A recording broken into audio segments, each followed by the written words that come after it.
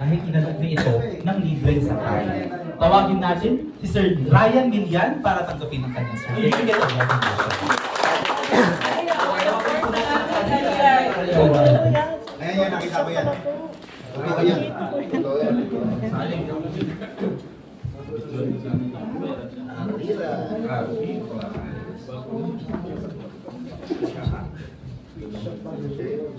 Yan na, mayroon na yan sa ano. Oo nga. Nakita ko yan. Yan sa inyo ako. Siyempre, sa ganitong klaseng award, dapat tatlo yung sumasalubong. Diba?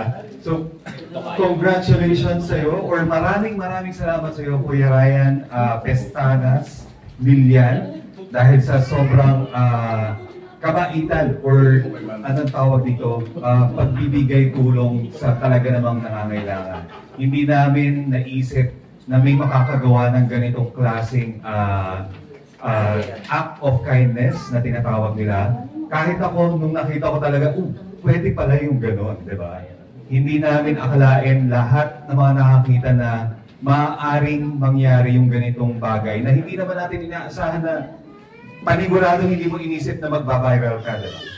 And para dun sa ibang karagdagan na impormasyon, gusto naming malaman mula sa'yo, kasi sobrang kami nagpapasalamat and hindi namin inaasahan din na may ganitong mangyayari na magbabiral yung ginawa mong kabutihan and naging sobrang inspirasyon.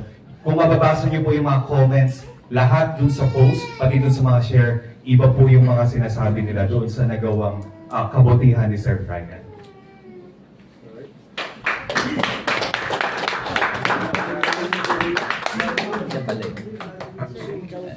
Nakita ko yan.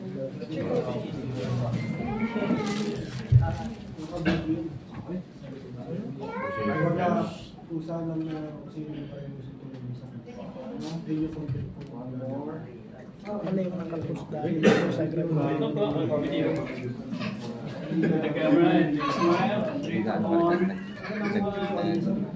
Wave naman tayo, wave. Naman sa atin na Smile. Nice. And alright, thank you. Thank you so much po sa Ryan and of course po Sir Ryan.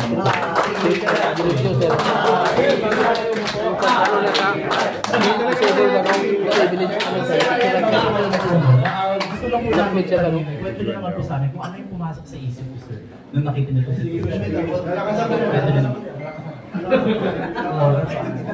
Salamat po sa nagawa ko. Maraming salamat po sa na-inspire po sa nagawa ko. Bali po na yung araw na po yun talaga, naka-online po galing talaga sa Ortigas nun. Kasi wala po pumasok na booking. Tapos nakita ko po si Sir Reggie na gumagapang po. Kaya hindi po nagdalawang isip na hintuhan siya kasi nakakaawa po talaga siya eh. Talaga, hindi ko po inisip na may nag-video pala sa amin. Pero kung sakaling may pumasok man na booking nun, may iusap naman po ako sa pasahero ko na sasaglitin ko na tulungan siya. Hindi ako magdadalawang isip kahit sino po. Sa lahat po ng mga estudyante ko nagtulungan, minsan hindi ko po sila pinapabayad kasi nakita ko na parang may nahirapan po sila magbigay ng cash. Sabi ko, si Lord na lang po ang bahala sa akin magbayad. Yun lang po.